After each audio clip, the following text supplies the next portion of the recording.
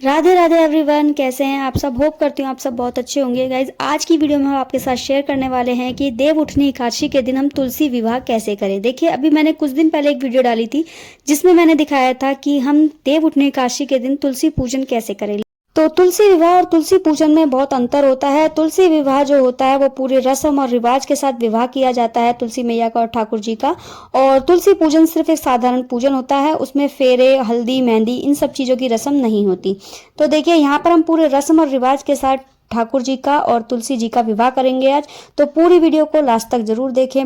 सबसे पहले आप ये जान लीजिए तुलसी विवाह कब है। देखिए, तुलसी विवाह कार्तिक मास में शुक्ल पक्ष की एकादशी तिथि को किया जाता है। तो इस बार एकादशी तिथि जो है 12 नवंबर की है। इस दिन हम तुलसी विवाह करेंगे। तो देखिए, सबसे पहले आपको क्या करना है, साफ सुथ एक स्थान देख लें जहाँ पर आपको तुलसी विवाह करना है। उस जगह को अच्छे से गेरू से या गोबर से लीप ले। उसके ऊपर आप चौक पूर सकते हैं या फिर कोई रंगोली वगैरह बनाकर उसके ऊपर आप एक चौकी बिछा लें।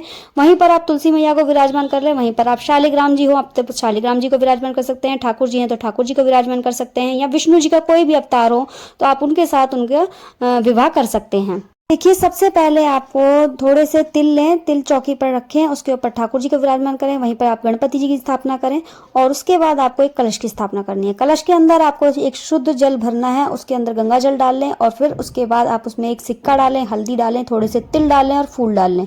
उसके बाद आपको कलश के कंठ पर मौली बांधनी है और कलश के ऊपर एक पात्र रखें। पात्र के ऊपर एक स्वास्तिक बना सकते हैं आप, क्योंकि इस दिन आप चावल का पात्र भर के नहीं रख सकते क्योंकि एकादशी है। तो यहाँ पर स्वास्तिक बनाकर उसके ऊपर एक दीपक प्रज्वलित करना है आपको देसी घी का।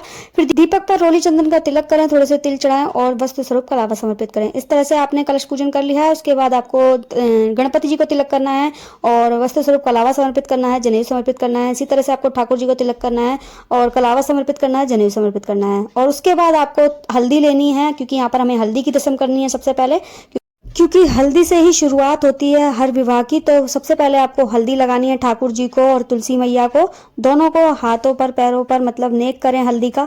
उसके बाद आपको मेहंदी का नेक करना होता है। तो मेहंदी लगानी है आपको तुलसी मैया को भी और ठाकुर जी को भी। तो दोनों को मेहंदी का भी नेक करें। और मेहंदी लगाने के बाद फिर आपको जो है श्रृंगार करना है तुलसी मैया का। तो सबसे पहले देखिए, आपने श्रृंगार में अगर साड़ी चढ़ाई है तुलसी मैया को तो साड़ी पहनाएं, या फिर नहीं पहना सकते तो आप वहीं पास में रख दें उनको, मतलब छुआकर साड़ी को वहीं पास में रख दें। देखिए, साड़ी वगैरह इतनी ज़रूरी नहीं है। अगर आपके पास नहीं है साड़ी चढ़ाने के लिए तो आप साड़ी ना चढ़ाकर एक चुन्नी जरूर चढ़ानी है आपको। चाहे आप साड़ी दान में दें या ना दें, आपको चुन्नी जरूर उड़ानी है तुलसी मैया को। और ये भी सच है कि कार्तिक के महीने में तुलसा जी को चुन्नी जरूर उड़ानी चाहिए, चाहे आप विवाह करें या ना करें। तो यहाँ पर मैंने सबसे पहले लाल चुन्नी उड़ा दी है तुलसा जी को और उनको वस्त्र पहना दिए हैं। और उसके बाद देखिए, ठाकुर जी को भी आप पीला पटका जरूर लेकर आए। पीला पटका या पीली चुन्नी, कुछ भी पीला कपड़ा हो, उनके गले में जरूर पहनाएं, क्योंकि इससे हमें गठबंधन करना होता है तुलसा मैया का और ठाकुर जी का। तो हमें सबसे पहले कोई भी विवाह किया जाता है उसमें कन्यादान जरूर किया जाता है। तो कन्यादान में आप कुछ भी दान में दे सकते हैं। वैसे तो कन्यादान बहुत बड़ा दान होता है। तो कन्यादान महादान होता है, और जिसमें कि आप तुलसी जी का विवाह कर रहे हैं उनका कन्यादान करेंगे तो उसका कई गुना फल आपको मिलेगा। तो कन्यादान में आप कुछ भी दे सकते हैं, क्योंकि ये सब जो है जाता है मंदिर में पंडित और पंडितानी को। जो भी आप दान कर रहे हैं यहाँ पर पूजा के समय, वो सब जाता है मंदिर में। आप पैसे, कपड़े, बर्तन और बहुत से लोग तो गहने भी बनवाते हैं तुलसी मैया के लिए। तो ये सब चीज़ें आप पहले तुलसी मैया को समर्पित करें। उसके बाद जितना भी सामग्री है, दान का सामान है, वो सब आप मंदिर में दे आएँ। तो यहाँ पर देखिए, आपको पहले श्रृंगार कर लेना है तुलसी मैया का अच्छे से। उनको चूड़ी पहनाएं, बिंदी लगाएं और फिर उसके बाद आपको गठबंधन करना है। तो गठबंधन के लिए आपने जो ठाकुर जी के गले में पीला पटका डाला था, उसी पटके के अंदर आपको थोड़े से तिल, सिक्का, थोड़े से फूल, और देखिए दक्षिणा आपसे जितनी बन जाए उतनी रख ले। कोई ज़रूरी नहीं है आप सिक्का ही रखें, जितनी आपसे दक्षिणा बन सके वो भी रख सकते हैं आप उसके अंदर, क्योंकि ये दक्षिणा जो है मंदिर में जाती है पंडित जी को। तो आप जितनी दक्षिणा रख सकते हैं उसके अंदर रख ले। और फिर उसके बाद जो है उसमें कलावे से गांठ बांध दें।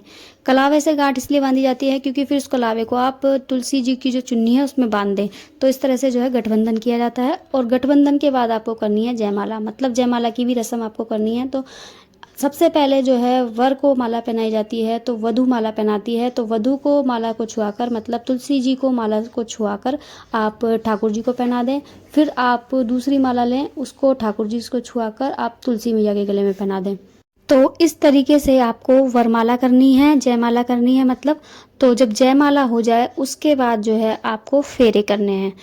तो देखिए फेरे के लिए आपको 2 जने चाहिए होते हैं। अगर आप फेरे करवा रहे हैं तो बीच में आपको हवन कुंड वगैरह बनाना होता है तो वो तो बहुत बड़ा वो हो जाता है, लेकिन यहाँ पर मैं आपको सरल विधि से तुलसी जी का विवाह दिखा रही हूँ। तो आपको घर में ही तुलसी विवाह किस तरीके से करना है वो आपको बता रही हूँ। तो आपको क्या करना है, जब आप अकेले पूजा कर रहे हैं तो आपको फेरे किस तरीके से करवाने हैं, आपको कलावे से फेरे करवाने हैं। सबसे पहले आप ठाकुर जी की चुन्नी में कलावा बांध लें।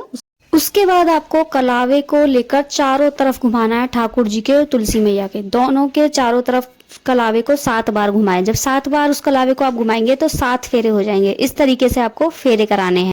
तो घर में जो है फेरे इसी तरीके से कराए जाते हैं। आप भी जब तुलसी विवाह करें तो इस तरीके से आप फेरे करा सकते हैं। उसके बाद आपको सिंदूर की रस्म करनी है। देखिए ठाकुर जी से छुआ करके सिंदूर को तुलसा जी की मांग में भरना है। तो आपको जितना भी श्रृंगार का सामान लेना है सब कोरा लेना है, और जितना भी सामान आप चढ़ा रहे हैं तुलसी मैया को ये सब मंदिर में पंडतानी को जाता है। तो यहाँ पर हमने सिंदूर लगा दिया है, मतलब सिंदूर भर दिया है तुलसी जी की मांग में।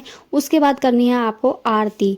तो आरती आप कुछ भी कह के कर सकते हैं, ठाकुर जी की भी आरती कर सकते हैं, या फिर आपको नहीं आती कोई आरती तो आप तुलसी महारानी नमो नमः, हर की पटरानी नमो नमः, इस तरह से करके भी आप आरती कर सकते हैं।